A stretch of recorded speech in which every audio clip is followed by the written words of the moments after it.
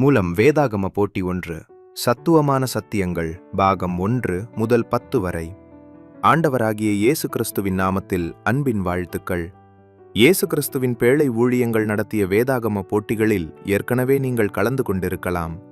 விசுவாசிகள் சின்ன சின்ன சத்தியங்களை மனதில் வைத்துக் கொள்ள வேண்டும் என்பதற்காக காணொளி செய்திகள் மூலம் வேதாகம போட்டியை அறிமுகப்படுத்துகிறோம்.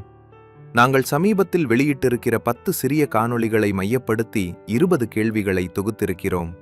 நாங்கள் கேட்டிருக்கும் கேள்விகளுக்கு சரியான பதிலை எழுதுகிறவர்களை உற்சாகப்படுத்தும்படி முதல் 10 பேர் குழுக்கள் முறையில் ஒரு ஆவிக்குரிய புத்தகத்தை பரிசாக பெறுவார்கள்.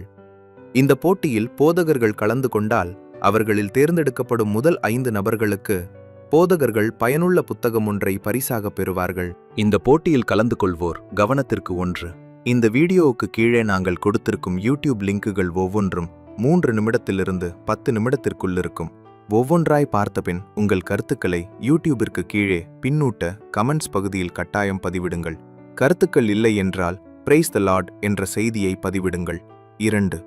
ஒவ்வொரு காணொளியையும் பார்க்கும் பொழுது இந்த வீடியோவுக்கு கீழே அந்த காணொளி தொடர்பாக கேட்கப்பட்ட கேள்விகளுக்கு சரியான பதிலை உங்கள் முழு முகவரி மற்றும் பின்கோடு அலைபேசி எண்களுடன் கீழ்காணும் வாட்ஸ்அப் எண்ணிற்கு தெரியப்படுத்துங்கள். +91190066624666. 3.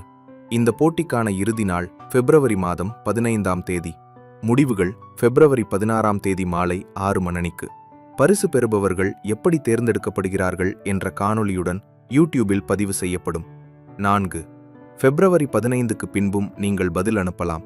அப்படி அனுப்புகிறவர்களுக்கு எமது மாத இதழ் வெளியிடப்படுகிற போது அவர்களுக்கு அவை அனுப்பி வைக்கப்படும். 5.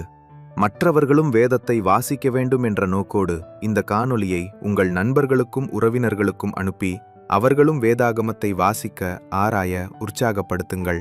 இது உங்களுக்கு நிச்சயமாக ஆசீர்வாதத்தை கொண்டு வரும். 6.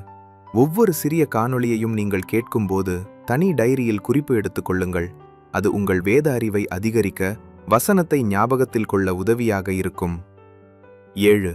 அறிந்து கொண்ட வேத சத்தியங்களை சமயம் கிடைக்கும்போது மற்ற தேவ பிள்ளைகளோடு பகிர்ந்து கொள்ளுங்கள். ஆண்டவருடைய ஆசீர்வாதம் நிச்சயம் உங்களுக்கு